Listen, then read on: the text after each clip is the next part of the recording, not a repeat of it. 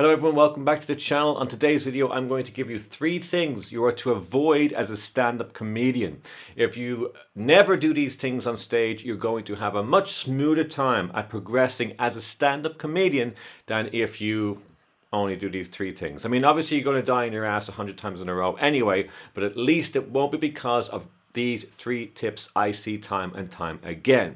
Before we get into them, I am advertising a great service for you if you are a performing comedian. If you have footage up to 10 minutes long, you can send it to me. I will give you a positive critique back as a private video. It will be about 30 minutes long, pointing out all of the things you are doing correct, and you might not even be seeing them yourself.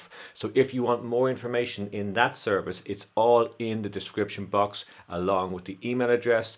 Give me a shout. I'd love to hear from you. Okay, let's jump into it with tip number 1. Things you should avoid as a stand-up comedian is do not be offensive just to be offensive. Okay, what I mean by that is at the beginning of your career, you don't yet know how to go on stage and do offensive material.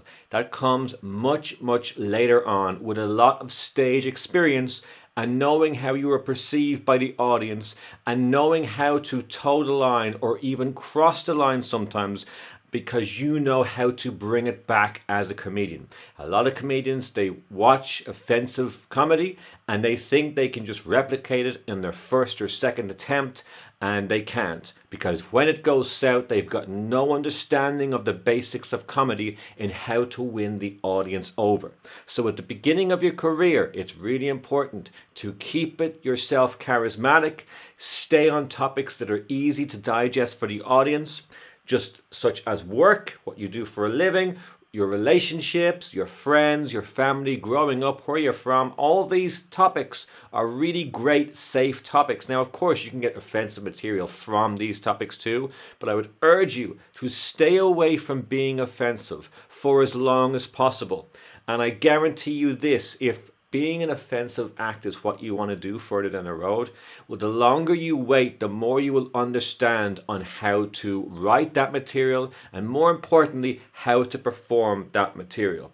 So it's great that you want to be offensive.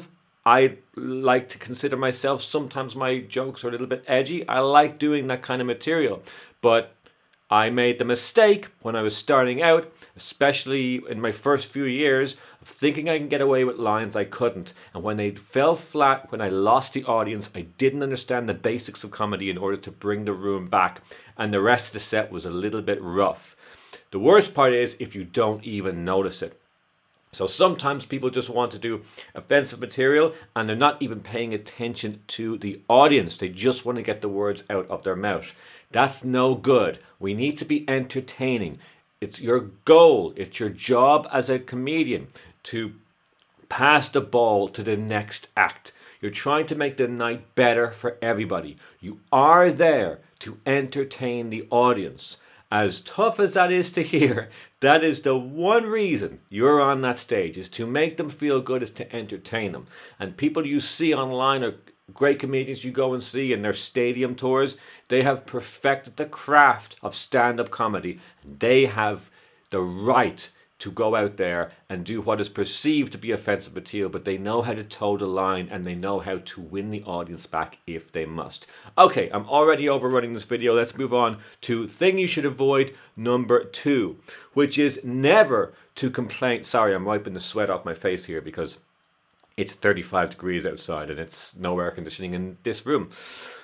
Okay, never complain about the show or about the audience. If you're at a night, now especially an open mic, because open mics are soulless for the best of times, but that is the option you have to grow as a performer. It's one of the few, and so we have to go to open mics, we have to perform at them, and we have to just figure out how to get through a set without wanting to kill ourselves. Alright, fair enough. So, don't complain about the show if it's going wrong. And most of the time, open mics will be going wrong.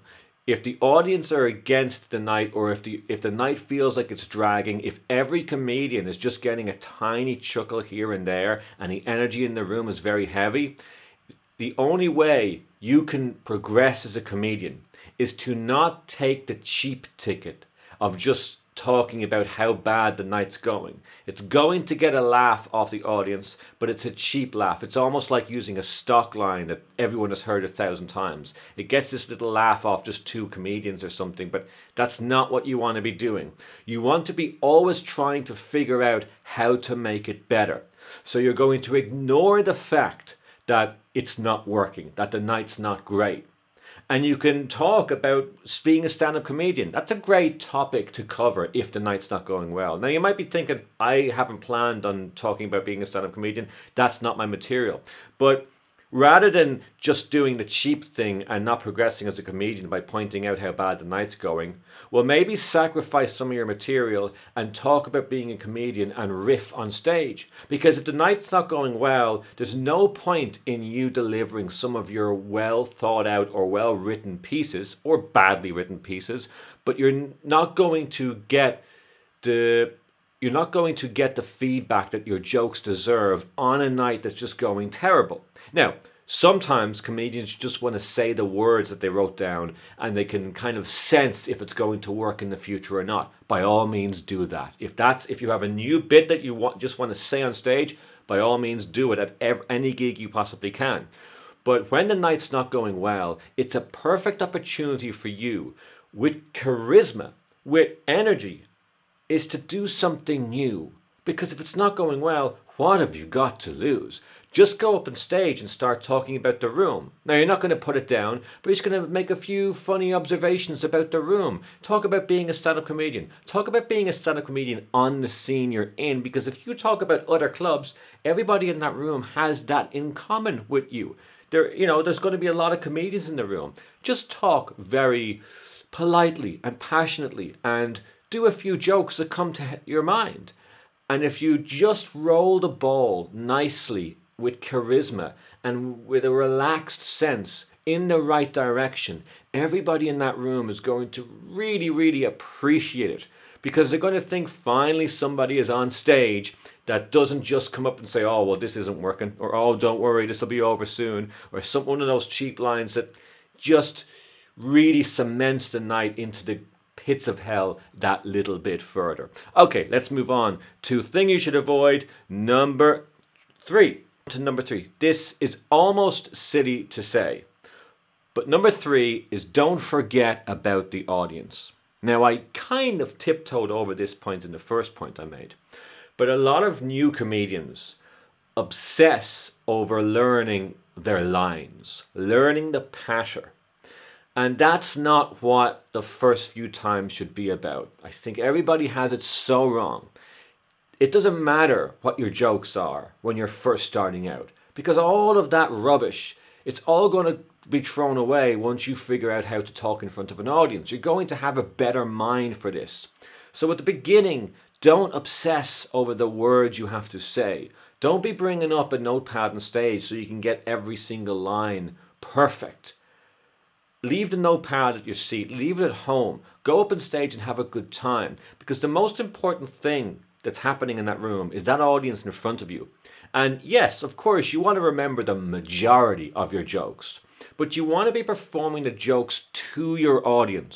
You don't want to be in your own head thinking about, oh, did I miss that line? Or did I say that correctly? Did I leave every single word in that long piece of information I have about growing up and only to get to that one punchline?